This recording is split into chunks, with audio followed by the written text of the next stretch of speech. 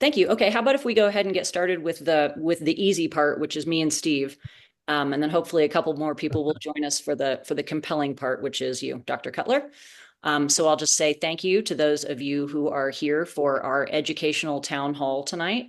I'm Christy Cregan. I'm the CEO of the Lake Tahoe South Shore Chamber of Commerce, which I find to be a mouthful and is commonly known as the Tahoe Chamber. We are here tonight to hear about the Lake Tahoe Unified School District's Measure U, which is the classroom repair measure. So we've got Dr. Todd Cutler here, and we've got Steve Teixeira, and he's going to be introducing a little bit more about the measure and talking about the format tonight. So I just wanted to really briefly say that the Tahoe Chamber is a bi-state organization. We have about 330 business members. We're very engaged in the business community, doing all kinds of chamberish things.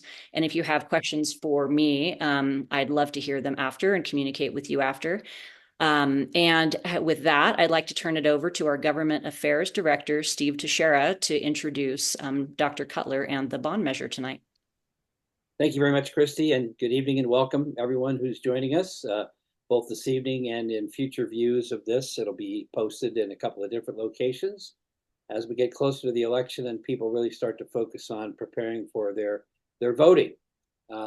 At the Chamber, we've had the opportunity to interact with Dr. Cutler quite frequently on this subject, even before the board of the school district voted to put it on the ballot, just to understand exactly what the situation is with our facilities in our school district. And so I think the main thing tonight is focusing on Measure U, which is actually on the ballot.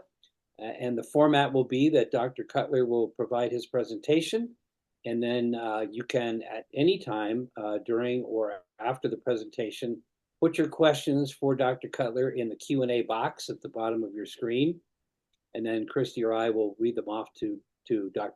Cutler, and we'll see how that goes. I know that Dr. Cutler has said that after the presentation and after the initial Q&A, if there's other questions that people may have about other aspects of the school district, that you could be free to ask those within the allotted time that we have this evening.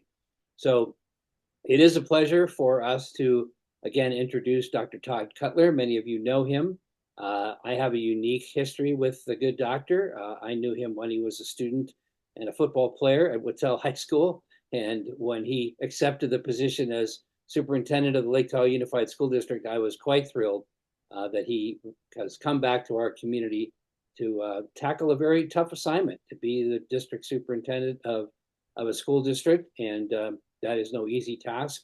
But I think Dr. Cutler has done a really good job of leading the district through some really tough times with COVID and now the challenge of trying to upgrade some of our facilities. So without further ado, it's a pleasure to introduce Dr. Todd Cutler. Sir.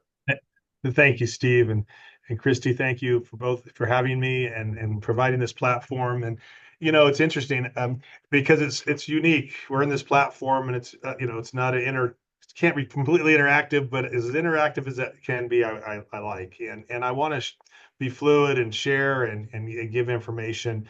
And of course, really do focus in on why did the Board of Trustees decide to move forward with a bond measure, and what is it really, is it really necessary, and what's happening with our facilities. I really want to step back, and it's interesting, Steve brought up, coming here to the district and going through many challenging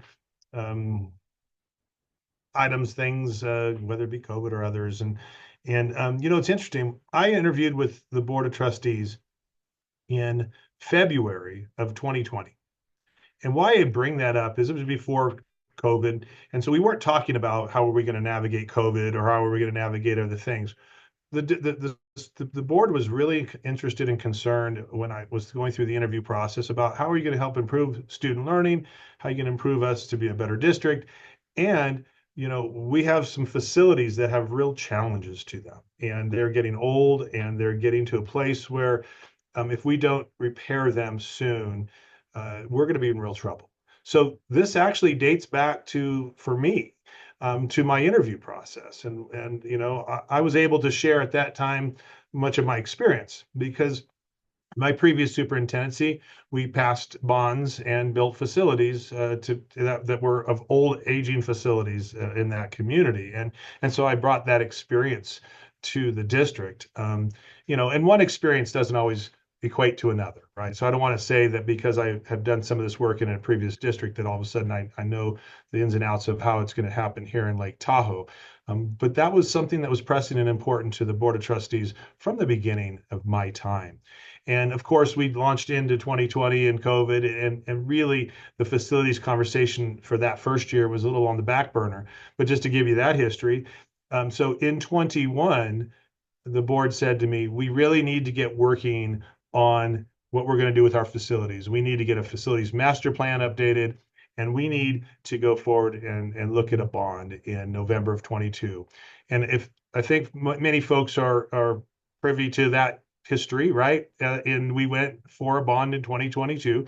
And when you work at passing a bond in the state of California, you have to get 55% of the vote.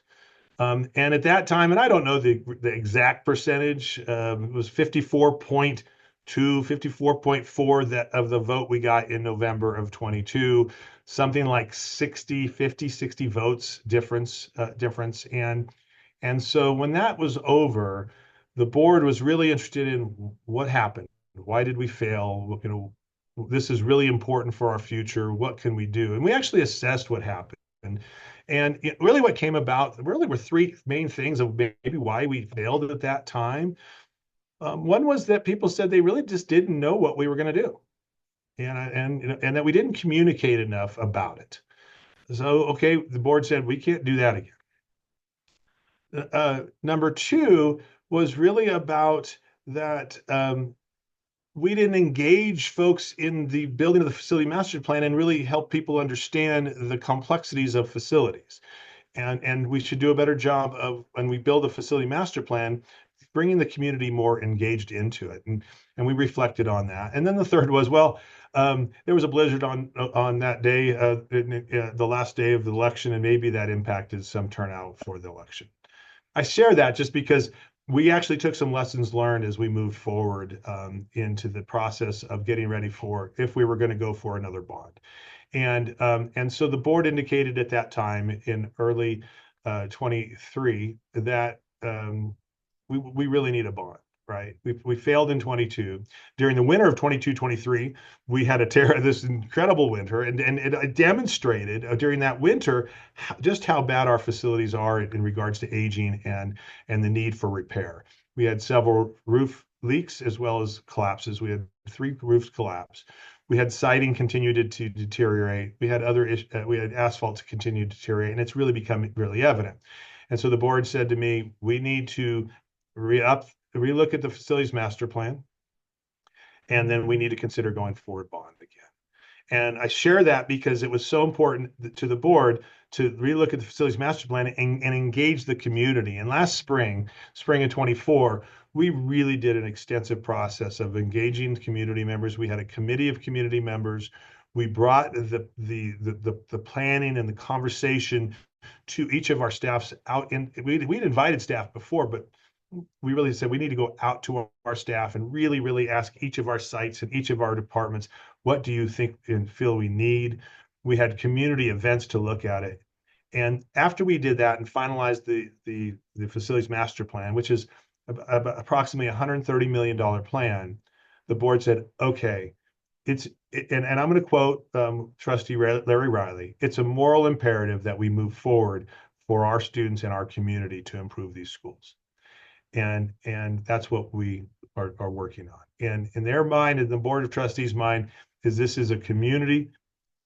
The Lake Tahoe Unified School District serves this community, and it's really the community that deserves high quality classroom environments, safe environments to go to school, ones that create an environment that is successful. So I share that beginning, and thank you for that. And so what I want to do is share my screen, and hopefully we'll get all that really smooth and everything. I'm going to share my screen and take you through a PowerPoint just to provide some specific information from the PowerPoint. And then when we're done, answer some questions, okay? And if there's something you feel like I missed, please make sure you ask, because right now it's really important to me. Interesting enough, what is my job? My job is to educate and inform folks about what we're doing in specific to this measure. As a superintendent, While I'm acting as a superintendent, I cannot campaign and say what you should or shouldn't do in regards to the campaign. But what I can do is provide information that hopefully gives you enough to determine as voters, yes, we should support this, or I'm not there yet. And by the way, if you're not there yet, if this isn't enough information tonight, please reach out and email me. Call the district office, schedule a time, because I'd love to help you and answer those questions for you. Okay, I'm going to hit share screen, and hopefully we'll get this working and rocking and rolling. So share, and then I know that you probably don't see that PowerPoint yet. So then tell me when you do. You see that, right? I see head nods. Do you see the Perfect. PowerPoint up there? Yep, you do. Thank you so much. Okay, so you know what I want to present about is repairing and updating Lake Tahoe schools. And that's what we'll move through this PowerPoint tonight. First slide here. Our district founded more than 7 decades ago. We have 8 schools in our district, and we serve 3,600 students. What's important to note just on this slide is, we have 8 schools, all of them at different moments of history that need repair. And where we think about 3,600 students. Interesting enough, you look at the pictures to the left, one of these pictures is actually Mount Talac, which we've been working at the Tahoe site to actually update some classroom environments, that we create flexible environments that help students feel more connected to their learning and to their community. And this picture down below is actually one of our libraries that we really actually need to update into current structures and times in the educational world. So when we look at this, classroom and facilities are outdated. I just really take a look at the picture just for a moment, right? Because I don't know, sometimes I go, do pictures really tell enough? And I look at the picture, say in aging classrooms. This is a picture of the middle school, and you can see the siding from the outside. You can see single pane windows. And I just give you that sense of how old the schools are. You can see the modular classroom or the portable classroom behind. And really I'll give you a sense of how it's aging. And inside that environment is a similar look. Outdated portable classrooms down here on the bottom picture. What's important to me to point that out to you is that we have portable classrooms across the district, and we use many of them. And they are old and they're outdated, and they are really not conducive to highly effective instructional learning environments, right? And the district, as we decline, we don't need as many portable classrooms. There are 2 school sites that actually we really need to utilize these classrooms, and so we are looking at how we build new classroom spaces, and that's Tahoe Valley Elementary and Sierra House. Otherwise, on the other campuses, we need to just remove these portables and get them out from not being utilized at all. You look at this picture at the top right. This is one of the examples of the 22-23 winter that created destruction from the roof collapse. So a beam split, and obviously we have to remove students from that classroom. So again, looking over here, schools built 50 years ago. Last upgrade occurred, a long time ago. When we say a long time ago, so I think about this. The last bond we passed was 2008. So when we say last upgrade occurred almost 20 years ago, there were some upgrades, but the 2008, we had a 1999 bond and a 2008 bond. The 1999 bond did do some upgrades. And the 2008 bond specifically focused on new facilities. We have a beautiful high school career tech education classrooms. We have a 2-story at Bijou Elementary and a 2-story classroom setting at the middle school, but it really did not focus on these old buildings and these old roofs and siding and windows and interior. So many of these schools have not been part of last bonds and these projects. So when we think about the facility master plan, it identified urgent repairs and upgrades. And so outdated classrooms and science labs, we have places that really need to be updated and upgraded, and to really bring us to the 2020s in education, and how classrooms become fluid and able to adapt and maneuver, and not just be in rows, and we talk about science labs that have workable gas outlets and water outlets and plumbing issues. We've had leaky roofs, and I just talked about faulty roofs. We have faulty plumbing and electrical systems. When you think about Sierra House's fire, it was an electrical system at our schools. They're old, and they're really not functioning as where they need to be for our students and community. Student bathrooms are in disrepair. Inadequate fire safety and school security. I recently had somebody asking me, God, you know what? I'm a little worried about our school because I don't always hear the announcements, and I'm worried if there was an emergency situation. I said, well, we have to pass the fire codes to make sure our schools are open. But these systems are old. They really are, and they really need to be updated and brought to up to speed. Poor water and air quality. When we talk about that, during COVID, we got what we call ESSER funds, and those funds actually helped create better systems to protect the air. But when we think about air, our heating systems are out of date and old. We have boiler systems that are not well, so you know they're not sustainable. They utilize a great deal of gas, and they don't keep the room at a good temperature. So sometimes our classrooms are really hot in the winter, and sometimes they're really cold. They're not usually a comfortable place for students to learn.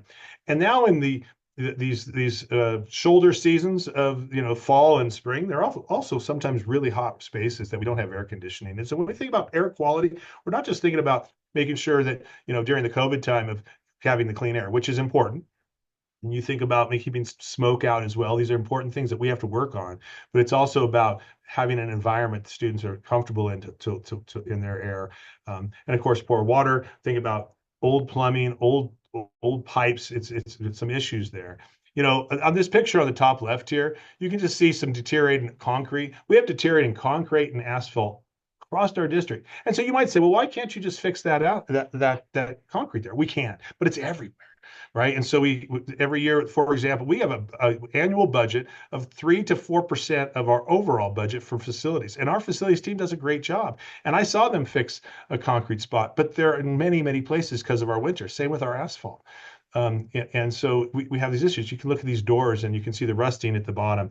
Again, this decaying roof, another picture of a collapsed roof. So these are the challenges that we're facing. Interesting. I had this question. Hey, there's the Prop 2 on the ballot. Why wouldn't we just vote for Prop 2 at the state level?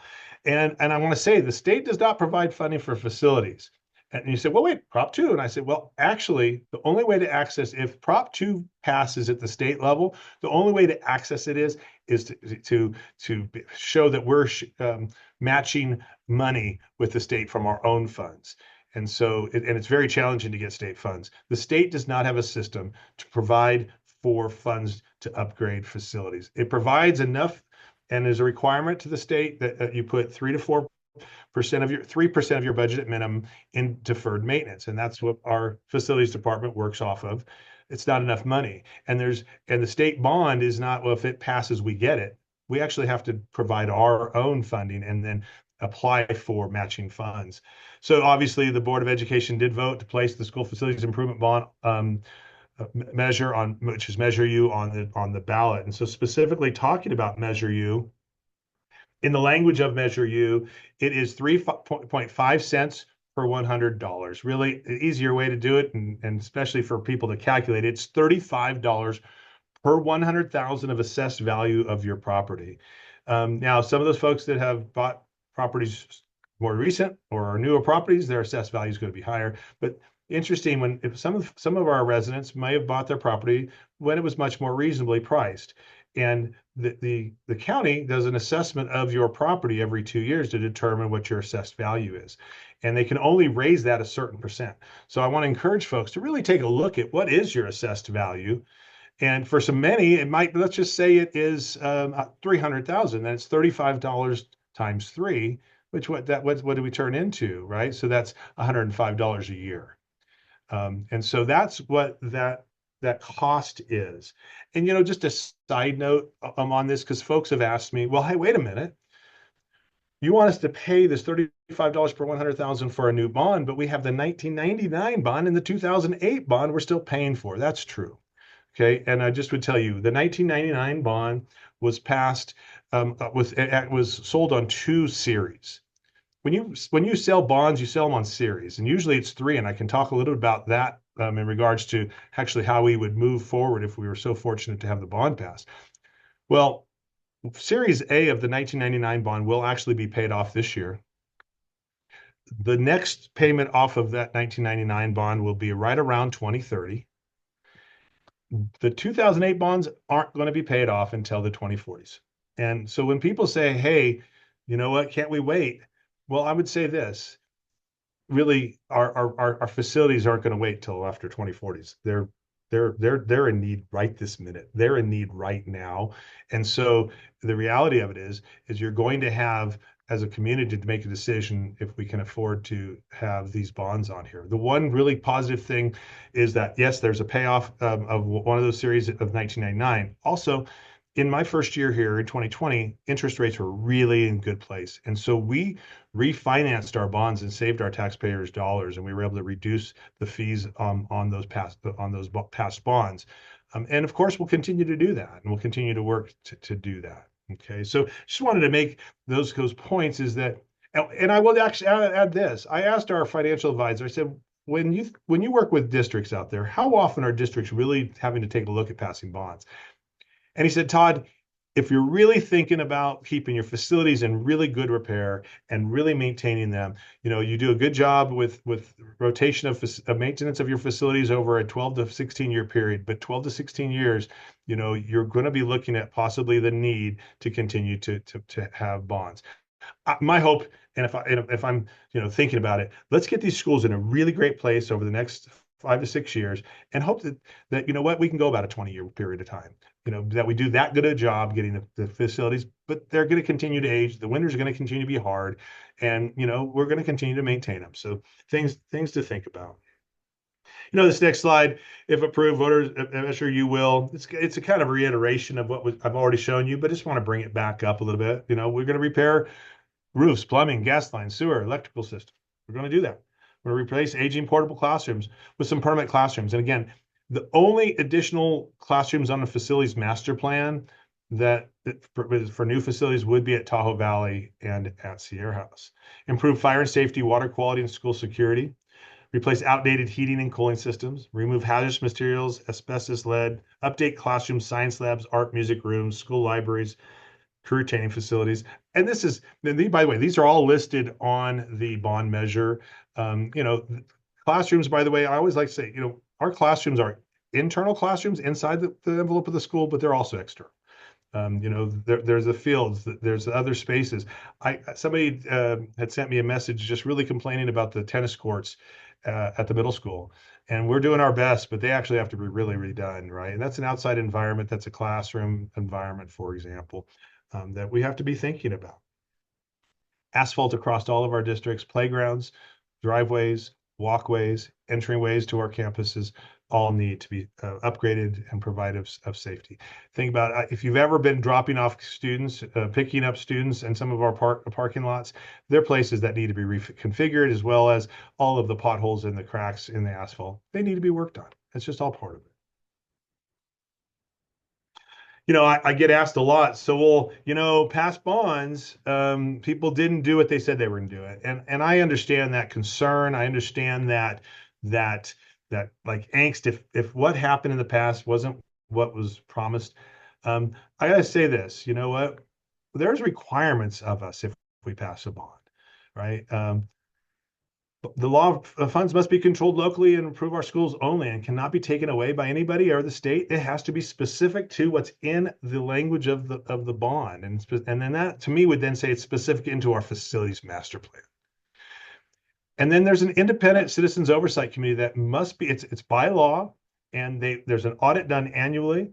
And as the board approves projects, those will also be gone over with independent citizens oversight to make sure that they feel that, hey, we're doing what we said we were going to do. They're not an arm of decision making. They're an arm of, are we doing what we said we do? And then, of course, reviewing that audit. And sometimes I hear this, well, we're just going to get a bond to help pay administrative costs. No, that's not the case. But I will say this, when you pass a bond, you have to hire some folks to do the work. And, because we have to put all of our plans through the Department of State Architecture. So you have to hire an architect firm. And then, of course, oftentimes you hire a program or a project manager because we need folks that have expertise around the state requirements, around TRPA, around all of these components that we don't necessarily have internally. But it's not going to pay for any existing administrative staff or teachers for that matter. Whew, coming to the end of my presentation. I know there's a few more things I probably want to share with you, but I do want to tell you if you go to our website, LTUSD.org, and if I'm looking at the website, if I'm looking at the screen here to my right side, and it says FMP, Facilities Master Plan, and Bond. And if you hover over that, there's a drop down. There's also a drop down, and there's a lot of information that consists there. There's frequently asked questions. There's the Facilities Master Plan. There's information regarding the conditions of our facilities. So you can really dig in and dive in to get a great deal of additional information if you like it. You know what? If you just want to chat with me, give me an email, tcolor@ltusd.org. What I'd love to have is you say, watched the webinar from the chamber, like to talk. And I will get back to you ASAP, or my assistant will, and we'll set up a time for you to meet with me. So with that, I'm going to go ahead and stop sharing. I might need some help with stop share there.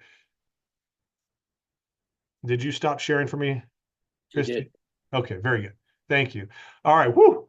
I was feeling like I was going fast and furious. Maybe I didn't need to go that fast, but a lot of information. I feel like there's some things that I probably didn't answer that I'd love to get some questions on. So if people have questions, you can put your question in the Q&A box at the bottom of your screen, and Christy or I will read the questions off to Dr. Cutler. I had a question to kick it off, Dr. Cutler. I think that I'm glad you referenced the existing bond payments that are still being made. And could you just briefly sort of cover that again? There's a 1999 bond, and then there's a 2008. Is that right? Yeah, so the district passed a bond in '99. It was a small bond, and it was sold in two series, and then a 2008 bond, which had three series, and so those bonds are still on the books. The 1999 bond has two payment times, right? Because there was two series. One ends this year and gets paid off, and the other ends. It's 2030 or 2031, and I apologize for not the exact date, but it's right at that 2030 timeframe. And how, again, to make sure people understand, how do they get assessed for the bond payment that they have? Does that come with their property tax? How does that work? Right. That's how it works, right? So they're assessed on their so they're if we pass the bond, it would be $35 per 100,000 per 100,000 of assessed value. So again, whatever the assessed value, which comes from the county, it's assessed every 2 years. And by law, they can only, and I don't know the exact percentage of what it can go up, but it can only go up a certain percentage every time they assess. It's not like they can say, oh, now Tahoe properties are worth so much more, we're going to assess you higher. When you buy a new property, it gets assessed, right? So that's a difference. Okay. Got a question here. Aside from this evening, and thank you, what is the community outreach plan before the election itself? Yeah, I think that I would tell you this is that there's a committee that's yes on Measure U for SLT kids that's doing a campaign and working on it, and I'm offering my opportunity to do this at any request. The board has to be really careful in regards to the district seeming like they're campaigning for it, Right. because now our job isn't to campaign for it. Our job is to provide information. So really, I'm offering my ability to talk about this with anybody and everybody. The campaign, which Jude Wood is the chairperson for that committee, if anybody wants to contact her to ask her get involved. Jude Wood she's amazing, executive director of Boys and Girls Club. I believe most people are familiar with her. So the campaign is doing, I believe, mailers and information going out. We're working to be very careful that it doesn't seem as though the district is campaigning, because that would be in violation. If people go to their search engine and put in yes on Measure U, Lake Tahoe Unified School District, they could probably get to the campaign website. Is that correct? I believe so, yes. And there's a website launched. The Facebook page launched. There's ability to get that. And again, but if the question is specific about what's the district doing to provide information, we're doing this, and we're doing this as much as we possibly possibly can. And I mean, I've met with several groups already, PTAs, um, a booster club is coming up. I've met with the South Lake Tahoe Chamber. I've met with some of the service groups, and I welcome invitation to do that. So that's what I would share. Okay. The other part of the question was, if it doesn't pass, is there a backup plan? And I suspect there is. Well, I would tell you that if it doesn't doesn't pass, we're gonna continue to do our best to maintain our facilities. There's not a funding source. There's the state of California does not provide a different funding source for us to be able to access. And when you think about, we're approximate, and this is an approximate because it's a given from year to year, the state of California does different budgets. So we're an approximate $60 million organization, and we budget 3 to 4% every year for our facilities. The state requires 3. We really work hard even to get to 4 to 4.5. During the last few years, because of the COVID dollars, we've been actually able to fund at a higher rate. Budget's tightening a little bit. By the way, we're in a pretty good place with our budget, but they're tightened up, right? And our enrollments declined a little bit, so it keeps tightening up. We're at least at 3% this year, and we actually think we're going to be able to get a little bit more over to them. But the reality of it is that there's no real other money trigger to get us money that would really bring the facilities to where they need to be. So we'll continue to do our best to maintain them. And somewhere, if my feeling is this: is if the community makes the decision not to support this bond, I respect the community, I respect the voters, and we move forward. Somewhere along the line, that's going to need to be it's going to have to be considered on a regular basis until it happens. And the interesting concern is that as we continue to push it out, facilities get worse, and that means more cost. And as we continue to push it out, the escalation of costs continue to go up. Costs of doing this work. Now, our facilities master plan and the firm that did that work for us, they built in the cost of it, and they did an escalation calculation so that when we say $130 million facility master plan, we know that there's some escalation in there. But the longer it sits out there, that's not going to be that those equations aren't going to work, right? So it's going to keep going up in price. And let me take a moment just to share something that I did mean to share earlier. And I want to say this, because if the bond passes, oftentimes people expect to see things really quickly. We passed a bond, where is it? Right. And I understand that because you're like, hey, districts not taking care of what they said they would take care of. But I just want to give a little perspective of actually what happens when you pass a bond. So if in November we pass the bond, we will actually then RFQ, RFP out for an architect because we have to have an architect designing all of this because the architect has to design it and it has to take things through what we call DSA, Department of State Architecture, right? And so just share that. So that's one of the first things we'll do. We'll determine at that point then is do we want to go project manager, program manager, construction management team? We'll make those decisions, select that. Now, the first bond series, remember, we're talking about a $127 million bond. It's going to be sold in series. Series A, Series B, Series C. Series A most likely would be sold in February of 25. And let's just take 127 million divided by 3, whatever that ends up being. Let's say it's $42.5 million. So understand, for February 25, we're going to have 42.5 million. That's not going to be that we're going to be able to do the entire project. And so we will go to our facilities master plan, look at what are the priorities. But here's the other thing. As we start designing plans, because our facilities management plan is not an architectural design, it's just conceptual design. And then you have to actually go and design it. Well, that has to all go through DSA, which takes months. And we're talking 6 to 9 months. So if you think about February and we start working on DSA plans, we're most likely not building and or fixing roofs and things until the spring of 26. Now we will look at projects that are on the books that aren't DSA required, and we'll start doing some of those. But we also know we have to make sure we're really strategic with the money, and we may need to hold on some until our next series sale, which would most likely happen until about February of 27, and that would be Series B, which would be about another 42.5, 42 million. And then we wouldn't sell the last series until about February of 29. So why I share that is this system of implementing the facilities master plan will be truly about a 7-8 year process. But in that 7-8 years, we're going to make these, if we're fortunate enough for it to pass, we're going to make our schools places that we can feel really great about, that our community can be proud of, and that will last into the future, right? But I share that. And I apologize. I meant to share it during the PowerPoint because it's really important to understand that it doesn't just happen. It's a process.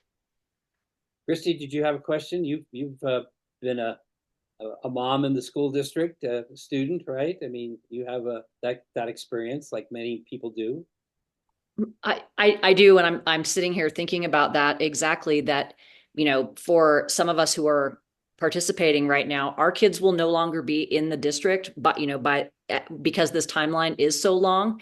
So it's a great way for us to think about doing things for the future of our community. And I know that in the planning process that the facilities are planned to last for 20 years after that. So it's really a long-term gift that we're giving our community here. Yeah, and it absolutely is, right? That's what we wanted. This money's not going to go to facilities that don't need it. Now, we have some, like the facilities built from 2008 are going to need some work, right? But our maintenance teams are doing a really good job. I'm really proud of the work that they're doing. Dave Zebo, our director of facilities and transportation, has really built an incredible team that are on top of it and doing things. But that's it, Christy. You said it. Interesting enough, 20 years. And we were talking about and the question, what do you do if it doesn't pass? Well, we're trying to squeeze out a few hundred more $1,000s here or there to try to help keep our facilities going.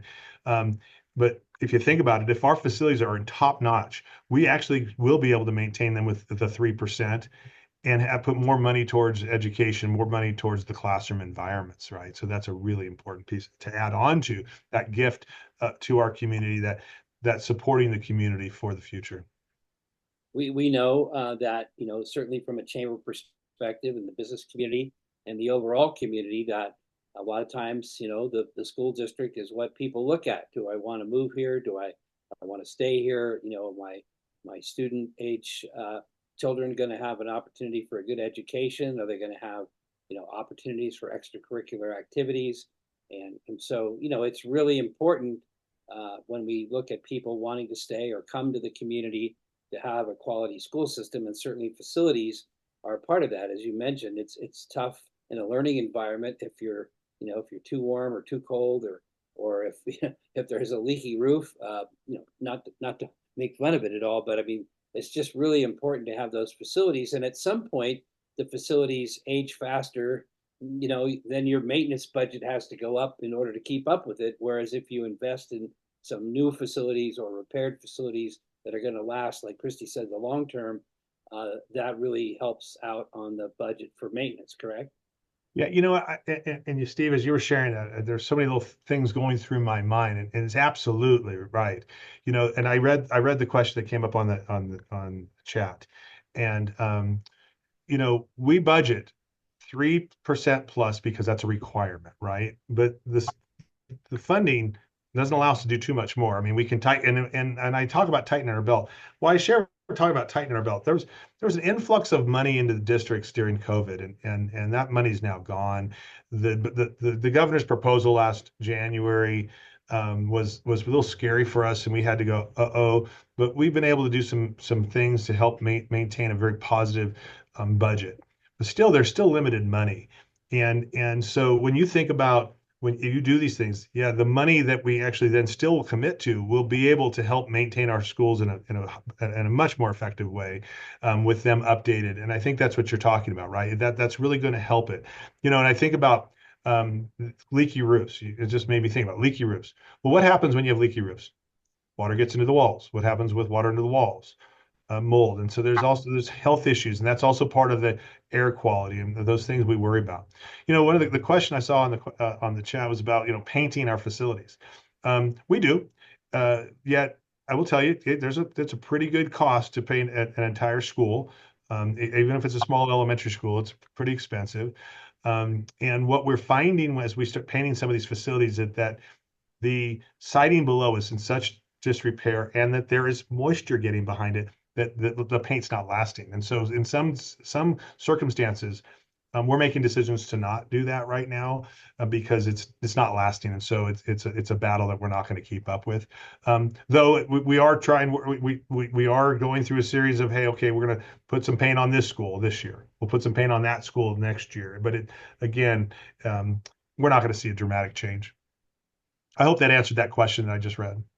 Yeah, I believe it did, and if not, the person could ask another version of it. Yeah. But another thing that I know people are concerned about, sadly so, but are some security upgrades part of the master plan, the facilities plan?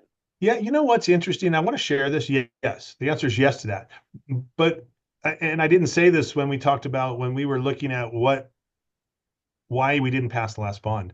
And actually, one of the things that came up is that people weren't really interested in worrying about the safety money. They were worried about more about the classroom environment. I said, well, that's great. I'm glad they're worried about classroom environment because we need to create a healthy, safe, productive, effective classroom environment for our students, staff, and students. With that said, we still have concerns around safety. But I think health and safety of our buildings are in many, you take lots of different directions. When we think about a student riding a bike or a parent driving a car up to the campus or walking in, we have some real concerns about safety just entering our campuses. Safety about vehicles moving through, students walking, bikes coming on. So I want you to know that's part of the plans as well. Is how do we access and enter into campuses from a safety component there? And then how do the students, staff, parents, and visitors enter into campus to create safety? And we're talking about how we want to make sure that all of our schools have an entrance which is more of a foyer area and not able to just go walk down into classrooms like they can in current spaces, so that we can create a space where it's a reception, and we can keep people from going out into the building. We do our best to do that now, and we have a very cheap little system that we lock our doors and try to unlock the doors. It is a makeshift. It is MacGyvered. I really want to say that it really is, efforts that we are doing to try to make sure our staff, students, and parents feel that our schools are safe. But those are things that we're looking at. All of our campuses truly are fenced and secured, except for the high school. And so there's talk, do we think about the high school? High school is almost impossible to fence. But one of the things that we're looking at for the high school, number one, if you ever notice students riding bikes or walking up Viking Way, that's a really dangerous piece. How do we get our walkers, our bikers to be able to access campus in a much easier, safer method? That's one thing going on. But also, if you get to the high school, the office is kind of buried in the back corner, and so you have to kind of walk through the campus to get there, and that defeats some of these purposes. And so it is one of our last projects on the facilities master plan, and so we'll have to see if we get there. But the idea of having a office out into the circle, which would be just more of a reception office to welcome visitors and get passes and get them checked in before they were able to enter campus. So there's a lot of those things happening in this plan, that but again, when we pulled, it was like, well, you know what? We don't want to hear about safety. We want to hear about better classrooms. And I say to myself, safety is part of a better classroom too, right? When we all feel safe and secure, and schools are susceptible to risks just as any place in our community. But I do want to say schools are one of the safest places, even though we see in the media a lot, and we need to keep making them even safer. Appreciate that, and I would imagine that you have a good relationship from the district's perspective with South Lake Tahoe Police Department, El Dorado Sheriffs, the fire rescue folks. Should there be an incident that we'll see a rapid response. Do you have those good relationships? Yeah, Steve, I appreciate that. Just a shout out to all of those entities, the city, the county, police, fire, sheriffs. We really have an incredible relationship. And matter of fact, there is a whole task force that addresses safety issues that works together when things bubble up into school communities, things that we hear about it on TV and things. We have a team of folks that actually work effectively together for all of that. And our partners are incredible. I got to tell you, I can't be more thankful for all of the partners. We work really well together. Christy, did you have another question? No, I didn't. I was just thinking about that was a perfect way to sum up exactly our community. Our community functions best when it's collaborative and our partners all work together. And I think that this is a really perfect example of that. Yeah. I think that Just to add, this because all of our social emotional providers as well are all part of this as well. I mean, whether that's COVID brought that along, but it's like all of these pieces that maybe were serving independently have come together and really are functioning well. a couple of years ago, it's been a while now, but I did work on a volunteer committee that helped create the first safe routes to school plan for Lake Tahoe Unified. I know some of those things have been addressed, and the city constructed that bike and pedestrian walkway along Lake Tahoe Boulevard past the Y, so it's at least you had a connection to get to Viking Way, even though that's a pretty steep street. But there are some other of the safe routes to school projects uh, that are probably still out there that haven't been accomplished for a variety of reasons. Are there any of those things in the facilities master plan? Yeah, you know what? Again, thank you for bringing that up because TRPA did a whole process of the safe routes to schools. As a matter of fact, TRPA is going to be providing an update to our board this Thursday night at our board meeting. But we took that plan, and prior to the 2022 bond election, we sat down with the city, we sat down with the county, and actually looked at, okay, if we pass a bond and we work on the entrances to our campuses, can we count on the city to, because when we leave our property and into city property, can we count on the city to be part of that? And Joe Irvin and team were right on top of that and said, absolutely. And so was the county. And so we're like, okay, because this is all part of that working to actually look at that TRPA plan that had been done in the 2000 teens, I believe. And now saying, hey, how do we work as a group, again, partnership, and make that happen? Is because we are concerned about students walking and biking and being safe. I know that one of the issues where that came up most frequently was the Bijou School, where there are a lot of people that live in walking distance and biking distance to the school. They live in that surrounding neighborhood, and there were no sidewalks. There were no really delineated bike lanes, and that's something I think when you talk about partnering with the city in this case, to be able to achieve that, because you can't do really anything off campus. You have to rely on others, and I just We remember. have to if we're doing something on our campus, we have to worry about the tie-in to the city, but right, Yeah, but that's partnership. yeah. And you bring up Bijou, I can tell you, I mean, we have to redo that entrance and exit and movement of cars there. But all of our elementary schools, Tahoe Valley, oh, I mean, probably the best is Myers and Joel and team out there just do an incredible job of getting out and helping move it. But it's probably just in regards to how we move the cars and the amount of cars that are coming in. But Tahoe Valley, Sierra House, and Bijou, oh, it's just tough, it really is. Yep. So I don't know that any of this master plan deals with your bus fleet, but you have had some upgrades to your bus fleet, correct? Yeah, and there's a very minimal amount of money that's looked at the district level facilities. Like, because there was some concern, hey, we don't want to see, the money go to the district office. And the reality for us is it doesn't need to go here, with the exception of a couple things. And the one for the district offices, we have single pane windows that are things of that nature that really do need to be replaced so that we are reducing utility costs and actually be a more sustainable district. So those are small little things. The bus yard really needs some work, and we need to actually think about, can we access, how do we access maybe possibly some solar or other things to help with the generation of power, because we are moving to an electric vehicle fleet of buses for bus routes. We'll be fully next fall. We should actually have our entire district on bus routes on electric vehicles, but we're a little concerned about the utility costs and some of the infrastructure over there. So there could be a minimal cost to just work on some of that facility there, and maybe really more of some of the sustainability projects on that.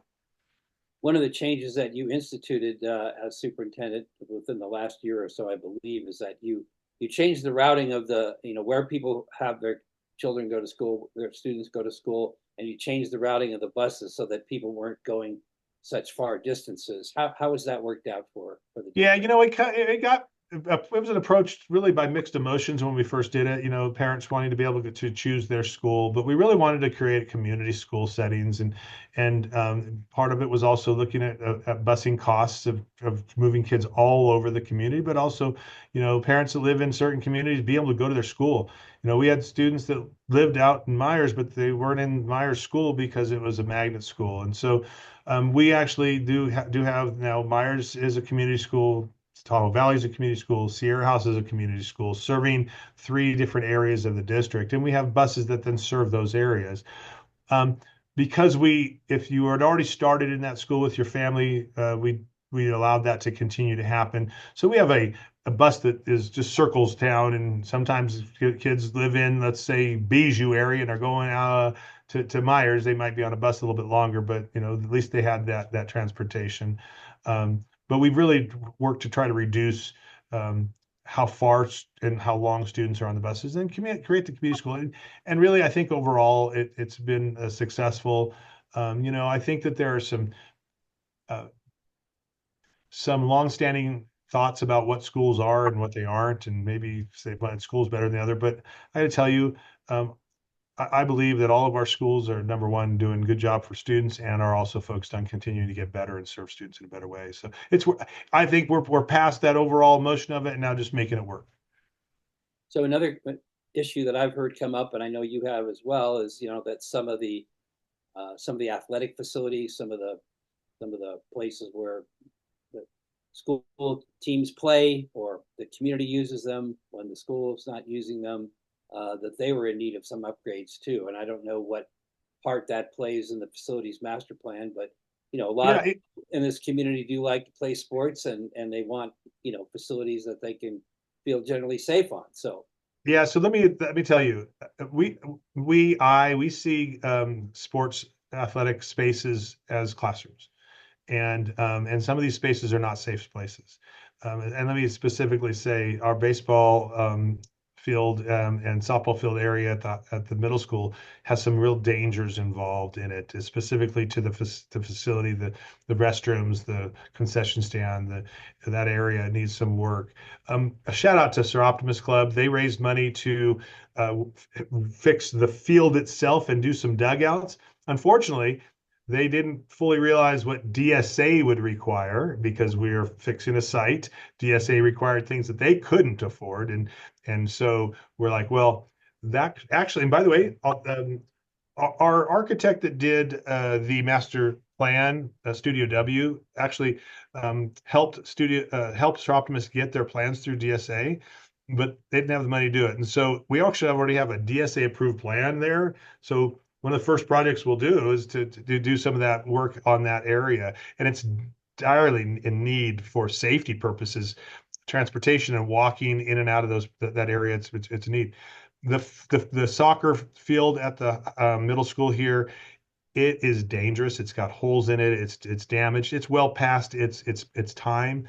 The nice thing about that is usually folks that produce and those products have already gone through DSA and have plans, and so that there's just probably some additional DSA plans that have to go through, but would possibly be a faster process. So we are looking at spaces and facilities as well as supporting our community and thinking about, can we enhance or create even more facilities. For example, at the high school, we have a softball field and kind of a softball field.